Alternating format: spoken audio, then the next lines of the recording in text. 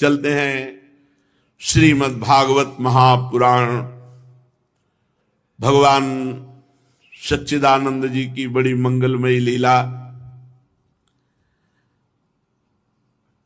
जब देखा कि गोकुल में बड़े बड़े उत्पात हो रहे हैं तो ब्रजवासियों की संगोष्ठी हुई। बड़े बूढ़े ब्रजवासी समनंद बाबा को बीच में बैठाल करके सलाह की।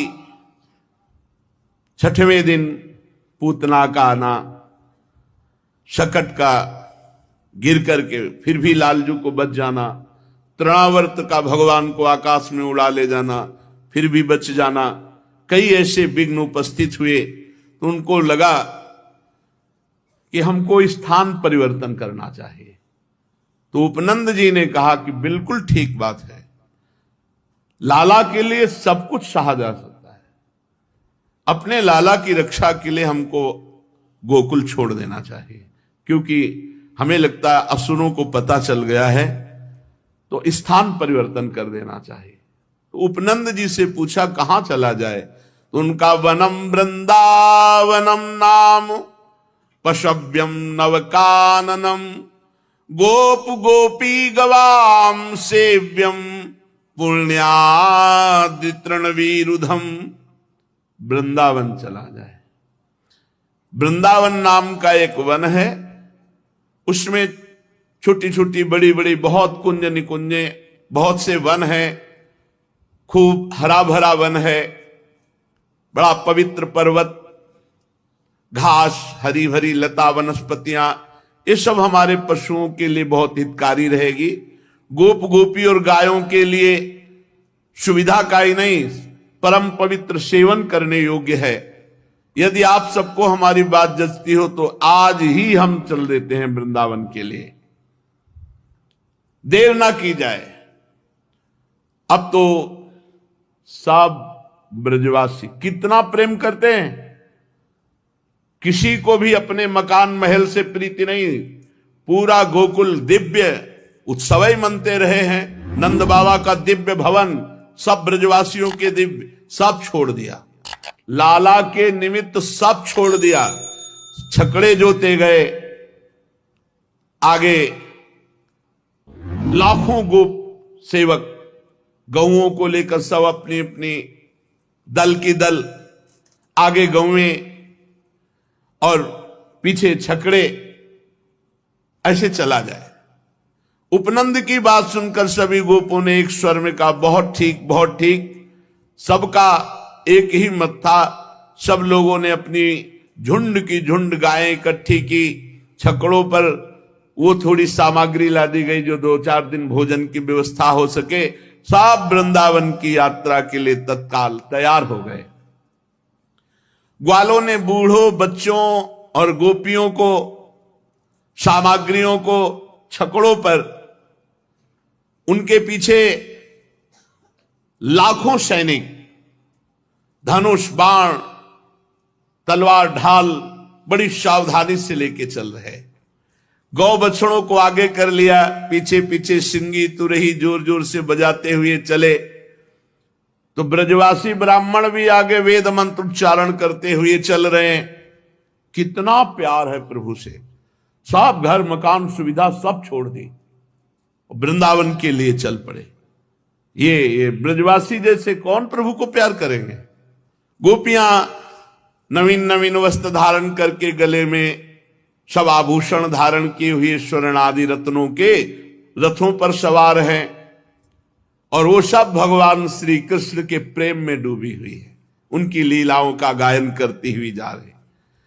यशोदा रानी रोहिणी जी भी वैसे ही सज धज कर अपने प्यारे पुत्र श्री कृष्ण और बलराम को एक छकड़े पर विराजमान करके, दोनों बालकों की बातें सुन सुन करके अघाती नहीं और सुनना चाहती हैं।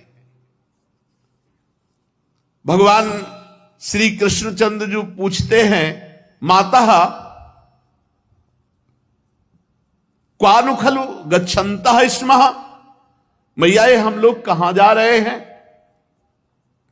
मैया उत्तर देती, पुत्रो वृंदावन नामानि वन धामानि। मेरे लाला, वृंदावन नामक एक वन है, उस वन भूमि में जा रहे हैं। श्री कृष्णचंद्र जी आश्चर्यचकित होते हुए बोले, कदा सदन मायास्यामः, तो हम घर कब लौटेंगे? पुत्र के इस प्रश्न पर यशोदा मैया कहती है, वत्सास मदनुसंगत एव संगत क्षमानम तदास्ते। वत्स, अब हम लोग घर नहीं लौटेंगे, अब हम वृंदावन में ही वास करेंगे। श्री कृष्णचंद्र जी का उल्लास बढ़ जाता है। वे कुछ देर बलराम जी के साथ, जैसे सकटा चल रहा है सकट, तो वृक्ष ग्रह आदि जो रास्ते में मिलते हो घूमते से नजर आते हैं। फिर जननी के कंठ में लग करके प्रश्न करते हैं, भवतु तद वृंदावनम कुत्र। अच्छा मैया ये बता वृंदावन कहां है? तो इसका उत्तर यशोदा मैया इशारा करती कि रोहिणी जी से तुम ही दे दो। तो कहते पुत्र यमुना या पारे, यमुना जी के पल्ली पार, मेरे लाला उस पार वृंदावन है। फिर तो श्री कृष्णचंद्र जी रोहिणी जी से पूछते हैं, लघु माता का तत्र सात संपदस्ति यदेतावता प्रयासेन प्रयास्याम।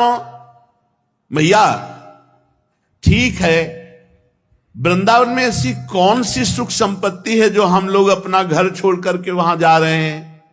रोहिणी मैया बोली, पुत्रो क्रीड़ा स्थानानि क्रीडनकानि च बहूनि सन्ति। मेरे लाला बहुत सुंदर सुंदर स्थान खेलने के लिए हैं, बहुत सी क्रीड़ा सामग्री वहां है। ये उत्तर सुनकर तो श्री कृष्णचंद्र आनंद से नाच उठे, हमको तो वृंदावन जाना है। कदाचित सकट पर न होते तो अभी वो दौड़ करके निकलते। जब रथ सघन वन के पथ से जाने लगता है, उस समय जननी एवं पुत्र का मनोहर संवाद सुनने योग्य है। जानकर अनजान बने हुए भगवान श्री कृष्णचंद्र जी अबोध शिशु की भांति प्रश्न पर प्रश्न करते जा रहे, और मैया भी हंस हंस कर उत्तर दे रही। कोशौ वृक्षा समन्ताद निश्चल दलहा पिप्पला कोंड कोटिम सूते सोदुम्बराख्या का इहि घन जटा व्याप्त मूर्तिर्वटः सा। श्री कृष्ण ने पूछा, ये कौन सा वृक्ष है मैया? मैया कहती, पिप्पलहा, ये पीपल का वृक्ष है। श्री कृष्ण, ये कोटि अंडों को प्रसव करके अंगों में लपटाए हुए कौन सा वृक्ष है? जननी ने कहा कि सोदुम्बराख्या, ये गूलर वृक्ष है। गूलर में फल लगे रहते ना, गूलर फल है। श्री कृष्ण ने कहा, ये जो बड़ी बड़ी जटाएं रखे हुए वृक्ष है, ये कौन सा वृक्ष है? घन जटा व्याप्त मूर्तिर, तो बोले वटः सा, ये वट वृक्ष है। अच्छा मैया, इस प्रकार वन में जाते समय की विचित्र प्रश्नावली, जननी पुत्र का ये मनोहर संवाद गोप गोप सुंदरियां सुनती हैं और अब मानो अमृत में डूब जाती हैं। आश्चर्य है कि अपने अपने रथ पर प्रत्येक गोप सुंदरी को श्री कृष्ण का रथ अपने ही नजदीक लग रहा है। लाखों रथ, लाखों छकड़ों में सब बैठे, पर सब ऐसे ही जैसे निकुंज में श्री प्रियालाल विराजमान हैं, असंख्यों सहचरियां हैं, तो हर सहचरी के सामने प्रिया प्रीतम है। ऐसा नहीं कि पीछे वाले को बड़ा उचक करके परेशानी हो रही हो कि अब हमारा तो नंबर ही नहीं लग रहा दर्शन में। सब सखियों को सेवा, और सब सखियां सीधे प्रिया प्रीतम को देखती, कोई बीच में आड़ नहीं होती। ऐसे ही एक छकड़े पर कृष्ण बलराम है, लेकिन वो छकड़ा सबके समीप चल रहा, सब बातें सुन रही प्रभु की, सब आनंद मगन हो रही है। आगे बढ़े तो चित्रा कोयम मयूरः कहा ई मृदु कुहु गायकः, बोले कोकिलाख्या को वक्तुम वष्टिवाणी नरवदपि सुकः पुष्पाप कस्य भृंगः। मैया ये रंग बिरंगा पक्षी कौन है? लाला ये मयूर है। अच्छा मैया, तो ये कुहू कुहू कर बहुत मधुर गाने वाला कौन है? बोले ये कोयल है, ये कोकिल नाम का पक्षी है। ये ठीक मनुष्यों की भांति वाणी में बोलने में कौन समर्थ है? तो बोले शुक सारिका है। ये पुष्पों का पराग पीने वाला कौन है? इसे भ्रमर कहते हैं। ऐसे कृष्ण बलराम बातें करते हुए जो देखते हैं मैया से प्रश्न करते हैं। सब आ गए श्री यमुना जी के पावन तट पर। मैया नीलमणि श्री लालजू को कलेवा कराती है, पर इतने सरल कहां है कि शांत बैठकर कलेवा कर ले। कभी कलेवा करते भाग पड़ते हैं किसी वृक्ष की तरफ, किसी पशु पक्षी की तरफ, मैया फिर पकड़ के लाती है। बहुव्यंजन बहुभांति रसोई, सट रस के परकार, शूर श्याम हलधर दो भैया, और सखा सब ग्वार। भाग क्यों पड़ते? सब सखाओं को बुला लिया, फिर एक साथ बैठकर भगवान भोग आरोग रहे हैं। सकट ऐसे मंडलाकार खड़े किए गए हैं और बीच में सब बड़े सुंदर सुंदर शिविर कपड़े के ऐसे, जिनमें सब शयन कर सके। सकट समूह क्रमशः कालिंदी यमुना जी के तट पर ऐसे लगाए गए हैं मानो कोई पहाड़ हो, श्रेणीबद्ध यमुना के तट पर। क्योंकि सब नवीन नवीन भी गोप बालक हैं, कोई जंगली पशु ना आ जाए। और हजारों सैनिक, लाखों की संख्या में धनुष बाण तलवार ढाल लिए हुए सकट के पहले वो खड़े हुए हैं। यमुना तट घटमान में खलाल, लाल शाह शिव इति करुणया, कुलिस करेणाकृत पक्षिच्छिदा, कनकगिरि कैलास गौरी गुरु प्रभति महामहीधर राज, निकर्णाम पंक्ति भूय चलंती, कुमार श्रेणी रिव सकटानि पथ जनैर वृद्यस्यन्तः। ऐसा लग रहा है कैलाश पर्वत विराजमान हो गया। इतने सुंदर सुंदर शिविर लगे हुए हैं, सकट हैं, आसपास सब सैनिक है और बड़े बलवान गोप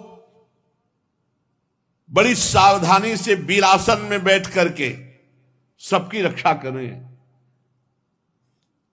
ऐसा प्रतीत होता है मानो सैन्य बल ही मूर्तिमान विराजमान हो। आकाश से भी कोई नहीं आ सकता, पृथ्वी की तरफ से भी कोई आक्रमण नहीं कर सकता। ऐसे वीरासन में बैठे हुए दिव्य धनुष बाण लिए हुए सब सावधान हैं।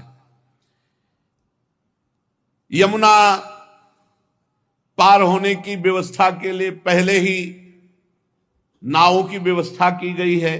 बाबा ने पहले से व्यवस्था रखी। अब रात में सब वहां शयन कर रहे हैं। 4 पहर विश्राम किया। चारों ओर वस्त्रों के जो गृह तंबू हैं, अग्नि चंदोए हैं, सब सुंदर सुंदर दुग्ध फेन की तरह गद्दे तकिया, सब राजसी व्यवस्था, मानो वस्त्रमयी पूरी हो। बाबा के सब ब्रजवासी और गायें जो छकड़े के अंतर्गत शिविर हैं उनमें तो सब जन है। और एक और सैनिकों की व्यवस्था की गई जो रथों के द्वारा घेरे गए, उनमें गाओ लाखों करोड़ों गौएं। यत्रादौ प्रथमागतः कतिपय तस्थौ गवाम संहति, तत्रैव क्रमतः समेत सनकर वृद्धिम प्रयांतिम ततः। अब यहां गौ दोहन उतने जितने से प्रयोग हो जाए, क्या सब बछड़े पिए? क्योंकि दही जमाना मंथन करना ये तो सब रास्ते में थोड़ी हो सकता है। मत गयंद शाण, वो तो अपनी पैरों से, और फिर रम्हाना, बलि, सब ये शाण आदि, बछड़े आदि, ये बड़े बलवान हैं। वृद्ध गोप बड़ी सावधानी से उतना ही दूध निकाला जो पूरी समाज को ब्रजेंद्र, उपनंद, अभिनंद, सनंद, नंदन, ये विशिष्ट हैं, पूरी मुखिया हैं ब्रजमंडल के। ये सब निरीक्षण करने में लगे हो, किसी को कोई परेशानी तो नहीं है, किसी को कोई आवश्यकता हो, ऐसे। अब यमुना जी में सहस्त्रों नामें इकट्ठा कर ली गई। आदेश हुआ नंद बाबा का, तो पहले से व्यवस्था थी। श्री यशोदा मैया ने प्रातःकालीन श्री बलराम जी को, श्री कृष्णचंद्र जी को और सब छोटे छोटे जो भगवान के सखा हैं सबको बाल भोग मिष्टान आदि पवाया और गोद में ले लेकर के सब नाव में बैठ जाते हैं। ब्रजेश्वरी श्री रोहिणी जी श्री कृष्णचंद्र जी को एवं यशोदा मैया बलराम जी को गोद में लेकर के सुंदर नाव से यमुना जी के दर्शन करते हुए पार होते हैं। पार होते ही भगवान श्री कृष्णचंद्र जी तो खेलने लगते हैं। फिर मैया रुकती, नहीं ये यात्रा है, कहीं इधर उधर ना चले जाना, यहां जंगली पशु हैं। गोद में उठा लेती है। गोप रमणिया नाव में बैठकर मंगलमय गान करते हुए पार होती हैं। फिर समस्त वृद्ध वृद्ध के जो गोपजन हैं उनको, जवान जवान गोपजन सब गौओं को, यमुना जी ऐसे ही गौएं तैरना जानती है, चाहे छोटा बछड़ा भी, वो भी तैरना जानता है। सब गौएं पार की गई। अब धीरे धीरे श्री वृंदावन की तरफ आ रहे हैं। वृंदावन पहुंचने के उद्देश्य से सर्वप्रथम आगे धेनु राशि चल रही, गौएं आगे चल रही। देखो गौओं की सेवा हमारे भगवान स्वयं किए हैं। आज गौ सेवा के प्रति उत्साह अगर नहीं रखोगे, केवल दूध की भावना रखोगे, तो फिर हमारी गौओं की दुर्दशा होती है, बहुत दुर्दशा होती है। गाय को जो दूध नहीं देती है ऐसे छोड़ देते हैं, बछड़े बैल छोड़ देते हैं। रात्रि में ऐसे लोग जो इनका अहित करते हैं वो लोग घूमते रहते हैं, गाड़ी में चढ़ाया और बद स्थान में ले जाते हैं। जो ऐसे तो प्लास्टिक खाती हैं गौएं, इधर उधर पड़ी वस्तुएं पाती हैं और फिर उनके उदर में वो सब विकार, फिर वो मर जाती हैं। हमें लगता है गांव में हमने देखा कि पहली रोटी गाय के लिए बनती थी, हर घर में बनती थी। अगर महीने में 100 रुपये भी गौ सेवा के लिए निकाले एक एक लोग, तो हमारी गायों की दुर्दशा न हो। जहां गौशाला हो वहां पहुंचा दें, या ऐसे गौशाला बनाए जिसमें 4 लोग सेवा कर सके गौओं की। तो अब लोग वो गाय ज्यादा रखते हैं कि 50-60 रुपया लीटर जा रहा, 20 लीटर हुआ तो इतना हो गया। और गौ कृपा की बात नहीं सोचते कि अगर गौ की सेवा करेंगे जब भगवान ने की, तो कौन सी धनराशि कमी रह सकती। सच्ची मानो, गऊ का दूध एक आदमी को पियाओ, एक को भैंस का पियाओ, पक्का। और फिर भैंस वाले को देखो तो मोटा आपको भैंस वाला मिलेगा, गऊ वाला तो मोटा नहीं मिलेगा, लेकिन उछाली गऊ वाले में होगी, तेजस्विता गऊ वाले में होगी। भैंस वाले में वो तेजस्विता नहीं होगी, उसमें चर्बी चाहे भले बढ़ जाए, मोटापा तो आ जाएगा, लेकिन उसको उछाली नहीं आएगी। अच्छा, दूध रख के देखो दोनों का, तो गाय के दूध में आपको स्वर्णिम कांति मिलेगी, शुद्ध देसी गाय के दूध में स्वर्णिम कांति मिलेगी। भगवान गौ सेवा सबसे पहले वृंदावन में आगे आगे गौएं। गोप लोग आसपास से घेरे हुए तुमुल नाद करते हैं और गौओं को आगे बढ़ने की प्रेरणा देते हैं। गायें अपने बछड़ों को चाटते हुए, देखते हुए बड़े आनंद से आगे बढ़ रही हैं। असंख्य गो बछड़े हैं, सब निशंक यमुना जी के पार हुए। जिन बछड़ों के अभी सींग नहीं उठे, छोटे छोटे बड़े सुंदर, ऐसे उल्लास पूर्वक, शरीर छोटा है पर वेग बहुत है, उछाली बहुत है, बड़ा सुख मिलता है जब गाय को ऐसे गले लगा के से, लेकिन मर कहीं वो तो मत लगा लगा, हाले वो सींग मार देगी। बहुत सीधी कोई कोई गाय होती है, तो जैसे ऐसे दुलार करो ना तो एक भागवती का आनंद मिलता है, लेकिन संभाल के भागवती का आनंद लेने के चक्कर में किसी ऐसी गाय को गले मत लगा लेना जो मारती है। वो पुच्छ ऊपर उठा करके बछड़े जब भागते तो भगवान को बैठे छकड़े में अच्छा नहीं लगता, वो भी उनके साथ खेलना चाहते थे, क्योंकि ये सब भगवत स्वरूप। जानते हो भगवान के समय की गाय कौन थी? श्रुति, वेद की ऋचाएं गौओं का रूप धारण किए हुए थी। गाय आगे, बीच में बछड़े, और जो नवप्रसूत बछड़े अभी नए नए, तो वो तैर नहीं सकते, तो विशाल बलवान गोप अपने कंधों पर लेकर उन्हें नाव में बैठ करके ऐसे पार करते। श्री कृष्ण चंद्र बलराम अपने विशाल सकट पर ब्रजेश्वरी और रोहिणी के पार्श्व में गोधन को देख रहे हैं, यमुना जी को देख रहे हैं, ऐसे देख रहे प्रेम नेत्रों से मानो प्रथम बार देखा हो। आनंद का पार नहीं है। अपने कर कमल को नचा नचा करके कभी रोहिणी मैया, कभी यशोदा मैया को, देखो मैया वो बछड़ा, देखो मैया वो यमुना जी कैसी, देखो मैया ऐसे, कभी एकदम मैया से छुड़ा करके भाग पड़ते हैं। माताएं उनके पीछे सजग हैं, भाग करके उनको पकड़ लेती हैं। धीरे धीरे वृषभों का दल सब कालिंदी के उस पार,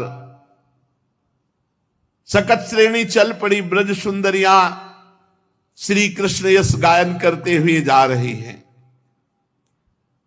राम श्याम तो, मैया जरा सा असावधान होती रथ से कूद पड़ते हैं, अपने सखाओं की तरफ भागते। कभी गैया के, मैया सावधानी रखकर फिर भागती है, उनको पकड़ के लाती है।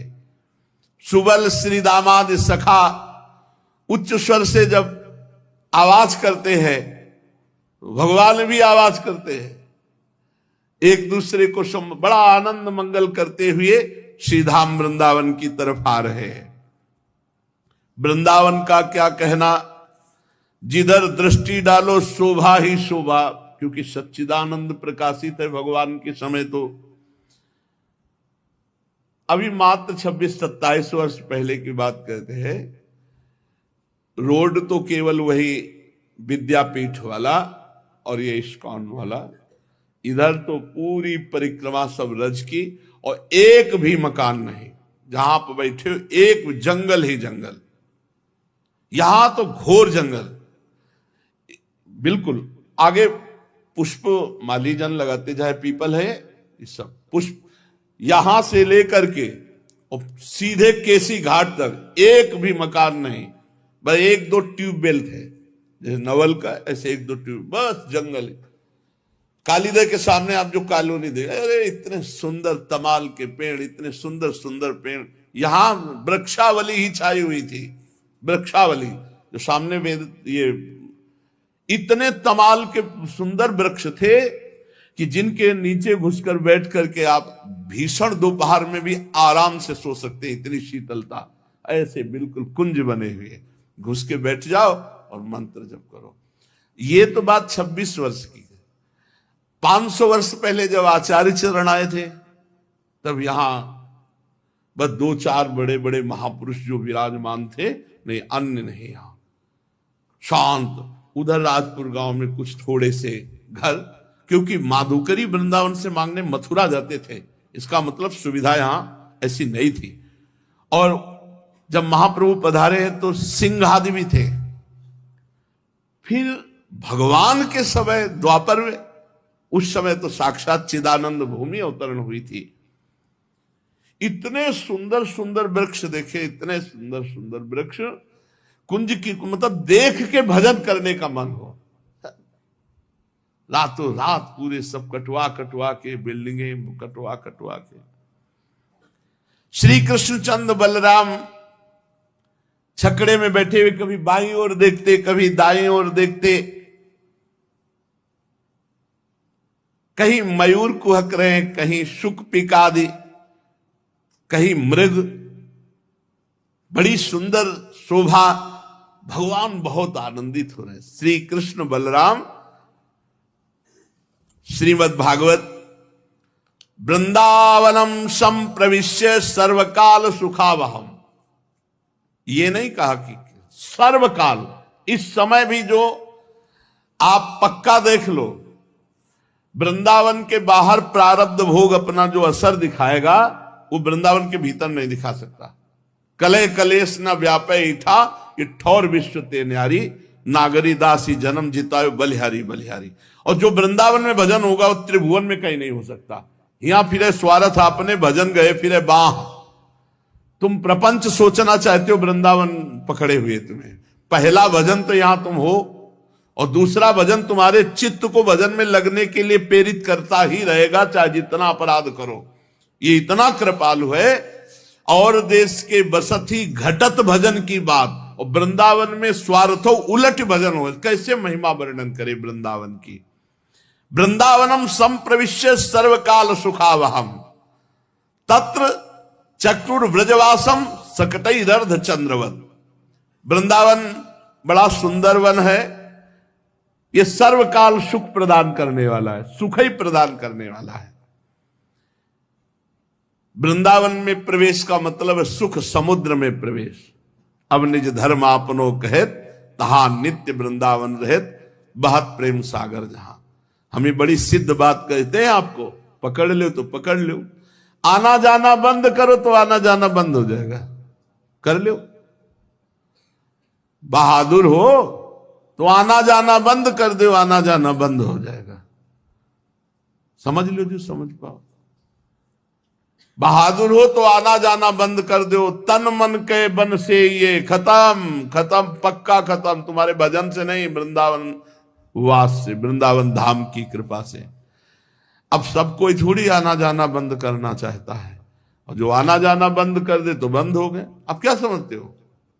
मुक्त पुरुष है जो वृंदावन वास करता है, परिणाम में आएगा, बहुत बढ़िया परिणाम आएगा। अब चिंता न करो, ये मन में ना सोचो कि हम कहीं ऐसी जगह एकांत जा करके और फिर अपने चित्त को, इतने बड़े योगी नहीं हो। ये यहाँ का प्रभाव है, रोज कथा सुन रहे हो, रोज सत्संग सुन रहे हो, सेवा कर रहे हो, तो वैराग्य भड़क रहा है, माया आपको प्रेरित कर रही है कि चलो एकांत।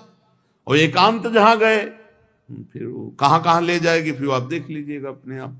ये धाम है वृंदावनम गोवर्धनम यमुना पुलिनानि च वीक्षासी दुत्तमा प्रीति राम माधवयोर। ये भगवान में प्रीति वर्धन कर दिया। आश्चर्य की बात, वृंदावन ने क्या किया? वृंदावन गोवर्धन यमुना इसका दर्शन करके श्री कृष्ण और बलराम के हृदय में उत्तम प्रीति का उदय हुआ। आप देखो, वृंदावनम गोवर्धनम यमुना पुलिनानि च वीक्षासी दुत्तमा प्रीति राम माधवयोर। भगवान में प्रीति प्रकट कर दी तो हम तो जीव हैं। कहा? वृंदावन, गोवर्धन, यमुना पुलिन। ये कितना सौभाग्य है अपने को। यमुना पुलिन में बैठे हो, यमुना पुलिन में बैठे हो, यहीं से यमुना प्रवाहित होती रही, समय के प्रभाव से थोड़ा उधर चली गई। नहीं, यही है यमुना जी की नित्य धारा। कालीदेव में देखो सीढ़ियां बनी और क्रम से देखते चले जाना, आगे सब सीढ़ियां आपको दिखाई देंगी। यहीं से यमुना जी प्रवाहित होती थी। भगवान श्री कृष्ण बलराम अब गुप्त रूप से एक चमत्कार हुआ। विश्वकर्मा जी जब थक करके सब गोपगण आए और शयन किए, अपने अपने छकड़े अर्धचंद्राकार लगा दिए,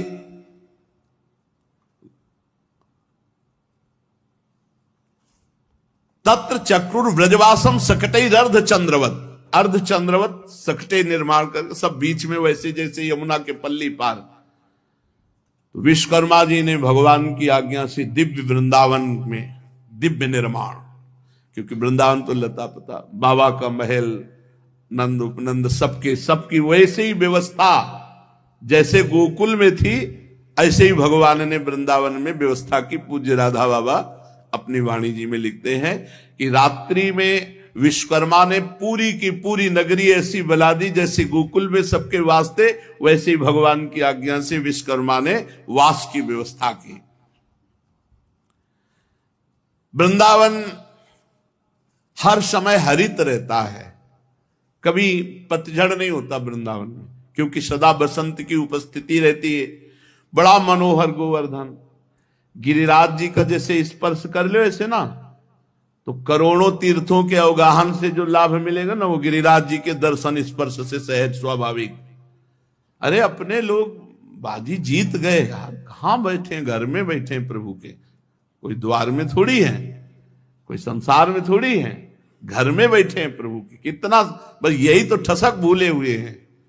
क्या भजन, भज न संसार का चिंतन ना हो तो फिर भज अपने आप हो रहा है। एक समर्पित को क्या भजन, जहां समर्पित है उसी का तो चिंतन चल रहा है। और हमारे है कौन? हाँ भाई, हमारी इसलिए बात समझ में नहीं आती कि भजन नहीं होता, ये हमारी समझ में नहीं आता। ये हमें समझ में आज तक नहीं आया कि भजन नहीं होता। ये बात कैसे, मतलब ये समझ में नहीं आया। जब आपका कोई है नहीं तो फिर आपका चिंतन क्या होता है? जैसे मेरे तो गिरधर गोपाल दूसरो न कोई, तो मौसी हो फूफा हो तो उनका चिंतन है, जीजा हो जिज्जी हो उनका चिंतन करे, संसार के कोई संबंध। आपका कौन है? कौन है? किसका चिंतन करोगे? तो जिनके हैं उनमें भगवत भाव कर लो, और जो विरक्त है तो हम कहते हैं तुम्हारे है कौन जो चिंतन कर, किसका चिंतन करोगे? भगवत मार्ग में चलने वाले उपासक का चिंतन। और कैसे, क्या हो सकता है चिंतन? प्रियालाल के सिवा और कोई है ही नहीं, तो चिंतन किसका करोगे? चिंतन, हमारा चिंतन हमें, जैसे कभी कोई कहता है कि हमारा भजन नहीं होता, तो हमको ये लगता है कि होता क्या है, तुम हमें बताओ क्या होता है तुम्हें? आखिर का क्या दिमाग में चलता है? क्या दिमाग? बिटिया का ब्याह करना है, उसके लिए लड़के की हमें शादी कर ली है, लड़के के है क्या कुछ? तो क्या चिंतन कर रहा है भाई? गृहस्थ आदमी कहे तो उसके पास सैकड़ों समस्याएं हैं, उसमें वो उलझ सकता है। आपकी समस्या क्या है? दवाई, कपड़ा, भोजन है। अपने लड़के को जितना गृहस्थ जन प्यार नहीं करते होंगे, उससे ज्यादा श्री जी आपको प्यार करते हैं। तो आप विचार करो, फिर अपना चिंतन क्या होना चाहिए? फिर तो बहुत है, मतलब हम बेईमान हैं कि अपने इष्ट के चिंतन को छोड़कर और कोई चिंतन, हमें समझ में नहीं आता कि हम यार चिंतन करें तो किसका करें, किसका चिंतन करें, क्या चिंतन होता है? बस यही हम आप अपने से प्रश्न करो, आपका है कौन? फिर चिंतन के हिया फिरे स्वार्थ आपने, भजन गए फिरे बा, और देश के बसत ही अधिक भजन जो होए, अधिक भजन जो, यही समतो पूजत लई वृंदावन रहे सोए। क्यों? आप सच्ची मानिए, करवट बदले ना तो विपिन घन कुंज रति केली भुज मेली, बस सुनते रहो, चल रहे। ब्रजनव तरुणी कदम मुकुट मणि श्यामा आज बनी, आंख मूंदे पड़े चल रहे। क्यों? अब और चलेगा क्या? कई वाणी हरिवंश की, कई हरिवंश है ना, कोई जगह नहीं सोचने की। किसको सोचे? न कर्जा देना है, न कर्जा लेना है, न खेती बोना है, न खेती कटवानी, न लड़का न बच्चा। अब तुम्हारे और चिंतन क्या रह गया हमें बताओ? न तुम्हें खाने की चिंता है, न कमाने की चिंता है, न तुम्हें क्या परेशानी? तो चिंतन किसका?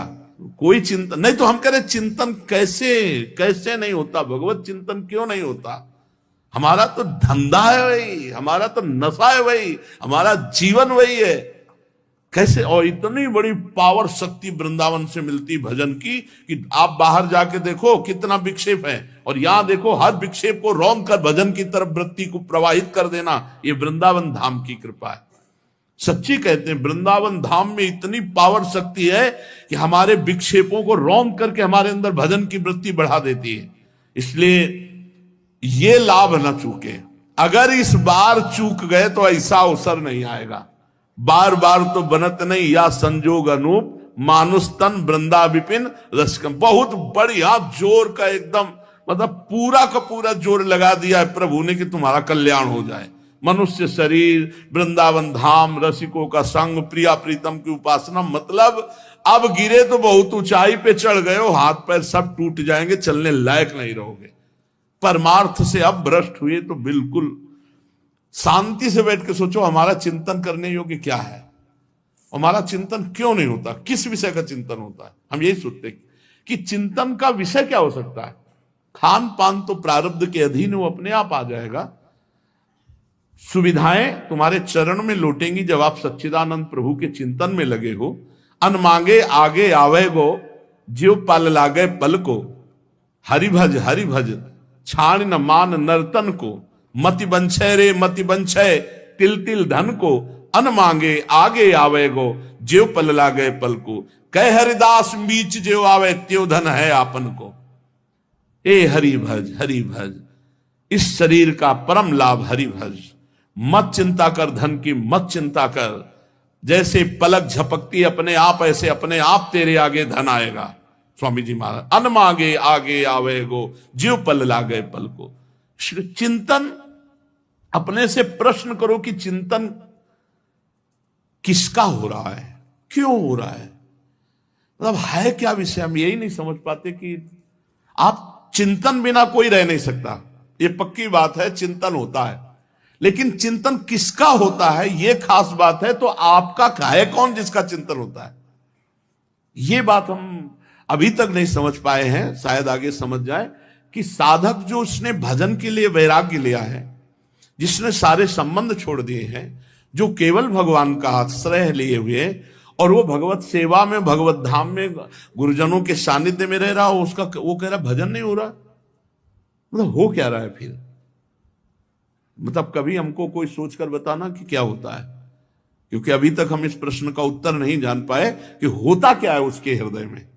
तो वृंदावन ये भजन की भूमि है जो दिव्य भजन का प्रभाव प्रकट करती है।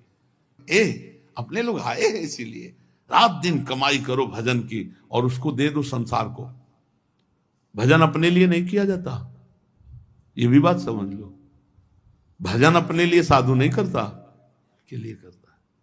जगत मंगल, सर्वे भवन्तु सुखिना सर्वे संत निरामया। जब तक अपने लिए भजन होता है ना, तब तक भजन होगा नहीं, ध्यान रखना। और जब सबके लिए भजन होता है तो ऐसे उफान आते थे। क्यों? अब देखे, बहुत सूक्ष्म विषय है, हम अपना भजन इनको क्यों दे दे, तो इनके देने का भी तो फल मिलेगा लौट के, समझ रहे हो। जैसे हमने अपना भजन सर्व मंगल के लिए जगत को दे दिया, तो अब इसका फल तो है ना, इसका फल जानते हो क्या है, प्रभु सीधे हमें मिलेंगे। हम हर भजन का फल इनको देते हैं, इस जगत रूप को देते हैं। सतरति सतरति सा लोकान तारयति, आदेश है। मम भक्ति युक्तो भुवनम पुनात, सारा का सारा भजन इनके लिए, जगत मंगल के लिए। जब जगत मंगल के लिए दिया तो वो लौट करके जब आया ना, तो सीधे प्रभु को आएगी हिम्मत? बिल्कुल नहीं आएगी हिम्मत, जलन पैदा हो जाएगी। यार दिन भर भजन किया, हम क्यों किसी को अपना भजन का फल दें। हाँ, यही भजन नहीं होने देता, यही भजन।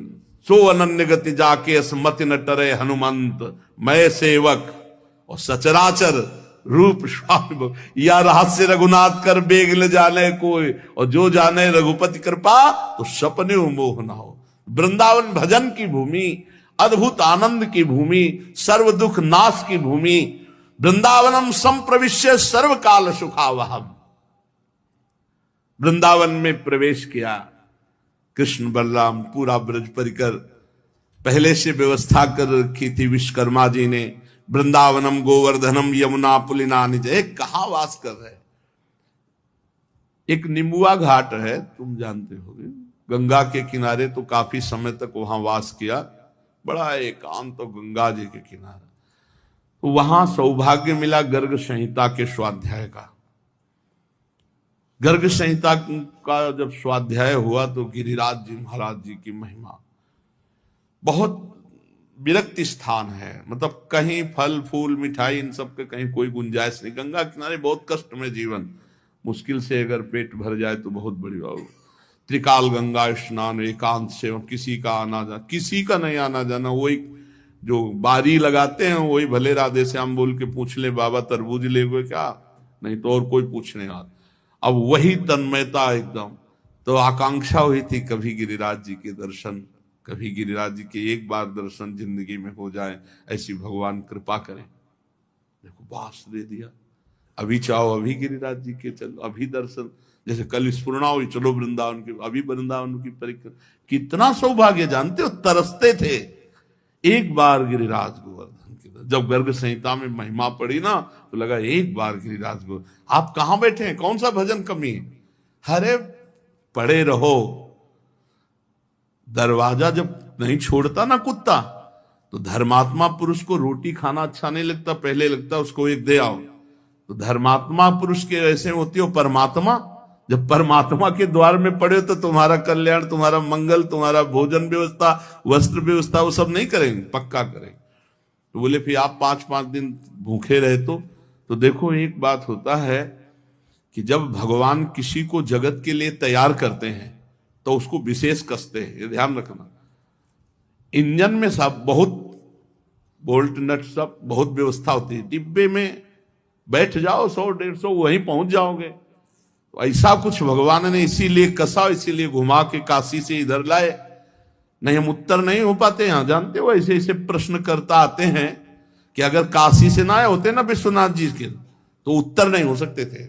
ऐसे प्रश्न है, ऐसे पीएचडी पढ़े हुए कल एक वयोवृद्ध बहुत ज्ञानी पुरुष, वो ऐसे प्रश्न कर रहे थे, अहंकार का क्या लक्षण है, इसका क्या है। अरे भाई पढ़ा है, अब कोई सब कुछ रिकॉर्ड थोड़ी है। तो हम तो ऐसे बैठ जाते हैं और प्रभु से कहते हैं सुनो प्रश्न, सुनो इसका और उत्तर दो, वही कृपा करके उत्तर दे देते। तो अगर काशी से ना लाए होते तो बुद्धि में वो बात थोड़ी आती। भगवान इतना इसीलिए कसा कि आप लोगों को इतना नहीं कसना पड़ेगा, क्योंकि इंजन कस गया है तो डिब्बे में बैठ जाओ और पार हो जाओ। अब डिब्बे में ना बैठो, कुछ ऐसे भी होते हैं हवा लेने के लिए बाहर लगा खंभा, नहीं डिब्बे से नहीं होता। अब उनको तो पता नहीं हो, डिब्बे से ऐसे बाहर हवा लेने लगा खंभा, तो बाहर डिब्बे से मत, डिब्बे में जो व्यवस्था है, पंखा लगा है, जो खिड़की से हवा आ रही है, उसे गेट में खड़े होकर बाहर बच्चे हाँ बैठे रहो, चुपचाप बैठे रहो, बैठे बैठे पहुंच जाओगे, आनंद हो जाएगा। अभी दूरे ब्रजभुवा सा गोपाल दार कई, चारया मास तुर्वत्सान नाना क्रीडा परिच्छदो।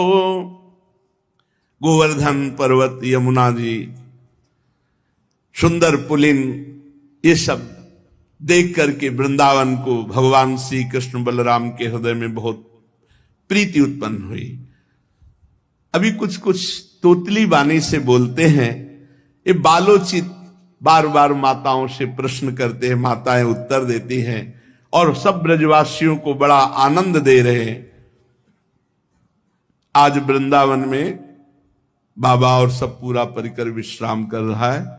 फिर से चर्चा आगे। श्री राधा वल्लभ लाल की।